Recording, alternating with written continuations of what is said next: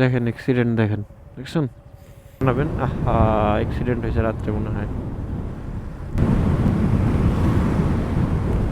এই ট্রাক উল্টাই গেছে রাস্তায়। এখন পর্যন্ত আস্তে আস্তে আমরা 3টা অ্যাক্সিডেন্ট একটা দেখলাম। ট্রাক ট্রাক উল্টাই গেছে একটা, একটা এই একদম লাগায় একদম মধ্যখানে ভসকায় ফেলছে। আর আগে একটা একদম প্রথমে একটা দেখলাম।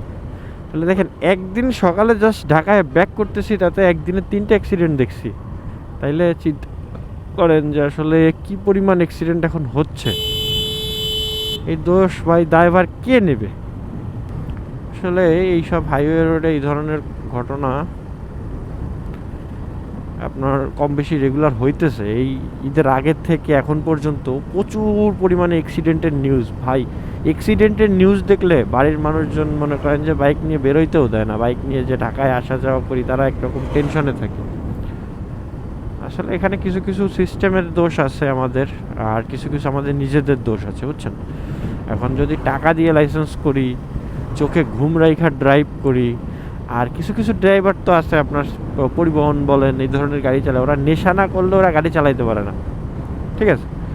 এখন একটা স্বাভাবিক মানুষ, আমরা স্বাভাবিক মানুষ, আপনার মনে করেন একদম স্বাভাবিক থাইকা বাইক চালাই বা যে কোনো কিছু চালাইলে আমাদের তাই একটা সময় পরে আর ভাল লাগে না। আর ওরা তো নেশা করে করতেছে, যতই বলুক যে নেশা করে ভালো হয়, অমুক হয় তমুক হয়, আলটিমেটলি তো ওদের মনে করেন যখনই কি ফিল হয় তা তো বলতে পারবো না, কিন্তু অ্যাক্সিডেন্ট হবে এইটা আপনার যতদিন পর্যন্ত সিস্টেম চেঞ্জ না হবে ততদিন পর্যন্ত হবে। কারণ নেশা কইরা ঘুমন্ত চোখ নিয়া ওই হেলপার থেকে ড্রাইভার হইয়া, ঠিক আছে, এই ধরনের যতদিন সিন চেঞ্জ না হবে, যতদিন রুলস চেঞ্জ না হবে, ততদিন পর্যন্ত এই ধরনের অ্যাক্সিডেন্ট হইতে থাকবে। আর আমাদের ভিতর থেকে অনেক ভাই ব্রাদার বোন আত্মীয় স্বজন হারাইতে থাকবে, ঠিক আছে? পরিবহনে এরকম এই ঈদের ঈদের আগ থেকে এখন পর্যন্ত শত শত মানুষ মারা গেছে।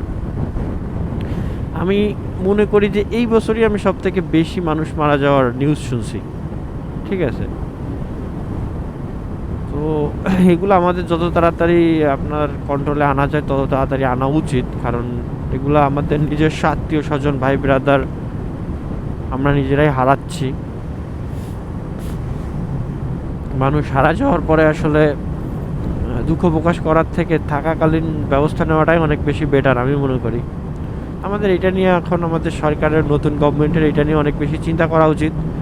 কারণ এভাবে চলতে থাকলে তো আমাদের এক সময় দেশ খালি হয়ে যাবে, মানুষ থাকবে না দেশে, আর তখন শুধু গাড়ি থাকবে, মানুষ আর থাকবে না।